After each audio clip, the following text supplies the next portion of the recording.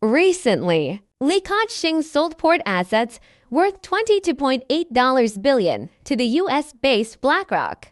Could this become a key weapon for the United States to firmly strangle China's maritime transportation in critical moments? Dear audience, hello! Today, I'm going to bring you a piece of news that has dropped a bombshell in the global business and geopolitical arenas. Late at night on March 4, 2025, CK Hutchison Holdings, owned by Li Ka-shing, made a decision that shocked the world. It sold 43 port assets around the world to the US-based BlackRock consortium at a staggering price of $22.8 billion, which is approximately 165 billion yuan in RMB. Notably, the Balboa Port and Cristobal Port, which guards the two ends of the Panama Canal, are among them. Once this news was disclosed, it instantly swept across the globe like a storm, triggering widespread and intense attention. At this moment, people from all over the world, especially those concerned with China's maritime trade, are deeply pondering a crucial question. Could this become a key weapon for the United States to firmly strangle China's maritime transportation in critical moments? Don't worry. Next, let's delve into this far-reaching event from multiple dimensions. Let's first focus on the Panama Canal. Without exaggeration, the Panama Canal can be regarded as the Golden Waterway, connecting the Atlantic and Pacific Oceans. It occupies an extremely crucial position in the vast global maritime trade map.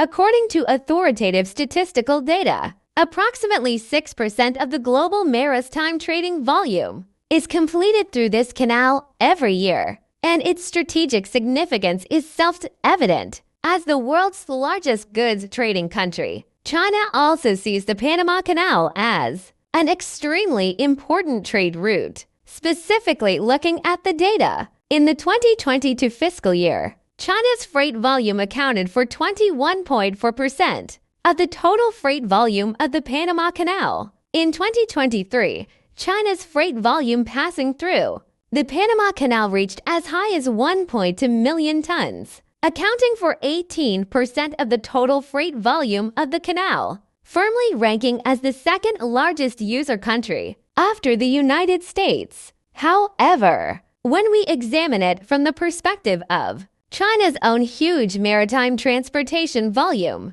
the situation has new changes. In 2023, China's foreign trade maritime transportation volume already accounted for 30% of the global maritime transportation volume. Even if we assume that all of China's foreign trade maritime transportation goes through the Panama Canal, it would only account for 1.8% of China's total maritime transportation volume. This data comparison clearly shows that although the Panama Canal is important for China's maritime transportation, it is far from being the absolute and vital lifeline. So if the United States really achieves actual control over the ports at both ends, Rock of the Canal through Black, what means might they adopt to cause trouble for China's smarter time transportation? The most direct and easily conceivable one is to implement long-armed jurisdiction. For example, they can use traffic limiting means to maliciously extend the queuing time for Chinese merchants, ships waiting to pass through the canal. Do you know? Currently, the average waiting time for ships in the Panama Canal is 5.7 days. But once the United States deliberately disrupts it and greatly lengthen this waiting time, it will undoubtedly be a heavy blow to operational efficiency of Chinese merchant ships, and the shipping schedule costs will also soar sharply. Take the well-known Costco shipping as an example. Every delay of a ship will lead to a significant increase in fuel consumption and crew salaries alone. In addition, the United States may also resort to imposing political surcharges. Looking back at cases in some regions where transportation costs have fluctuated significantly due to political factors in the past, It is not difficult to imagine that if the United States really imposes such fees on Chinese merchant ships, China's maritime transportation costs may soar by 30% in an instant. Currently, Chinese shipping companies pay approximately $1.8 billion in tolls to the Panama Canal every year. If the toll rate is increased by 10%, an additional $180 million will have to be paid each year. This is only the direct increase in tolls. What's more terrifying is that the cost increases will spread upwards along the supply chain like dominoes, ultimately leading to the ruthless increase in the overall operating costs of Chinese foreign trade enterprises. Data shows that in China's trade with the U.S. East Coast, approximately 30% of container goods rely on the Panama Canal.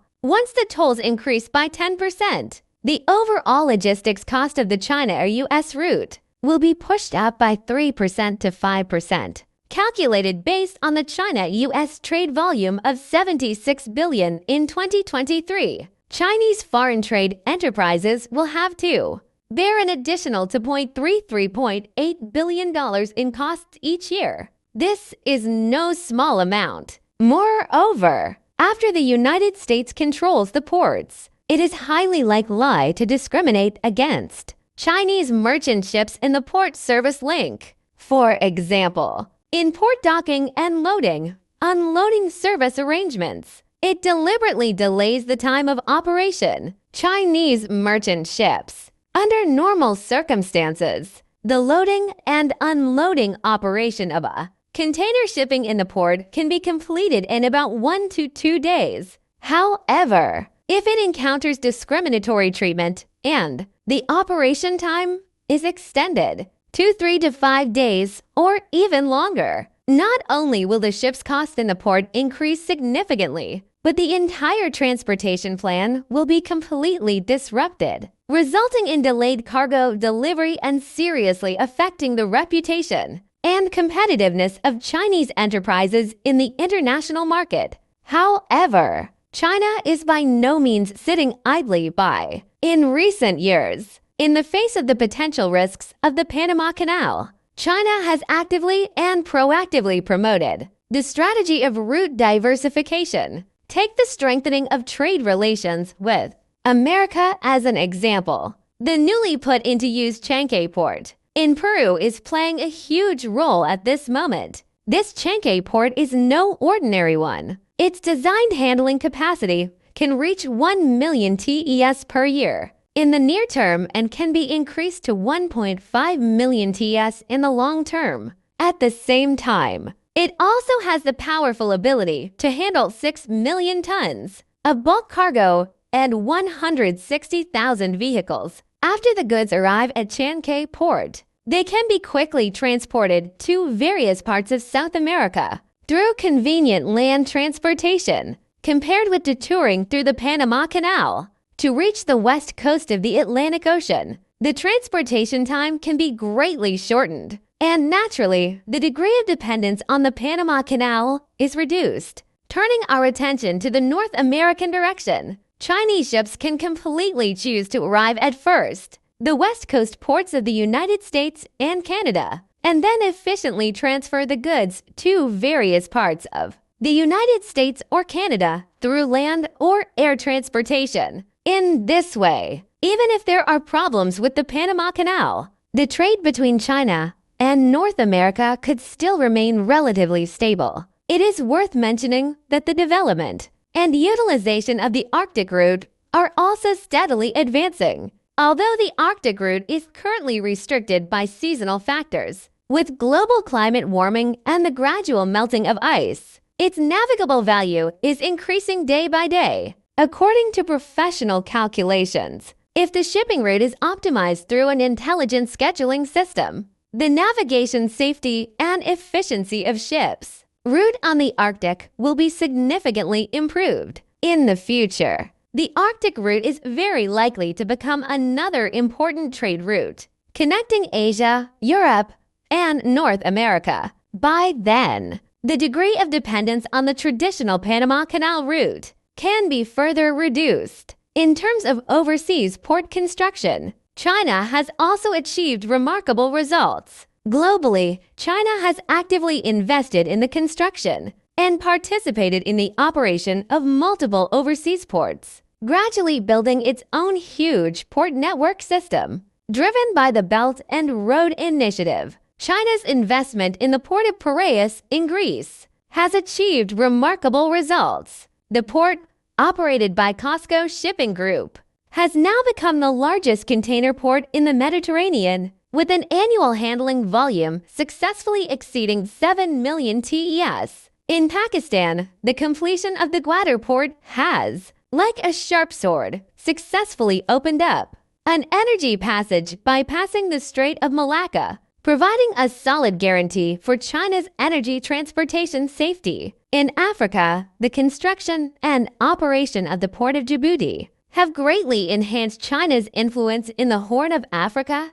and injected strong impetus into China's trade with the African continent. Through these overseas port layouts, China's voice in the global maritime logistics field has been significantly enhanced, and to a large extent, the risks brought about by the obstruction of a single canal or port have been dispersed. At the level of enhancing independent capabilities, Chinese shipping companies are also sparing no effort. They continuously increase R&D investment in ship technology, port operation management technology, and other aspects, taking the vigorous promotion of LNG-powered ships as an example. Amid with traditional fuels, powered ships, LNG-powered ships can reduce fuel costs by approximately 30%. With the reduction of operating costs, the risk-resistance ability of enterprises is naturally improved. In terms of port intelligent construction,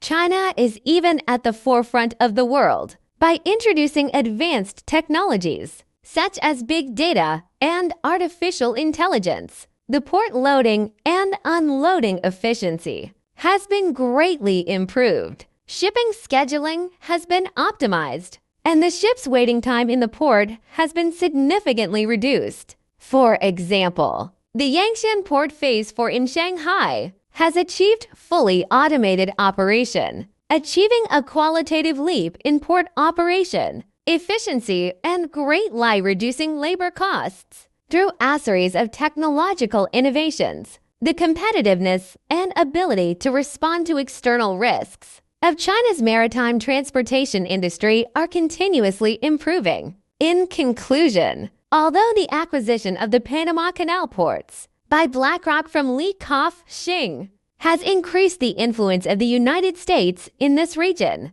and indeed brought certain potential risks to China's maritime transportation. However, from the overall data and a series of coping strategies that China has already adopted in the short term, it is by no means easy for the United States to completely strangling China's maritime transportation with this move. Through positive measures such as route diversification, overseas port layout, and technological innovation, China has built a relatively stable defense system in the global maritime transportation system. Well, that's all for today's interpretation of this event. Dear audience, what do you think of this matter? Welcome to leave your comments in the comments section, and let's discuss together. Thank you for watching, and see you next time.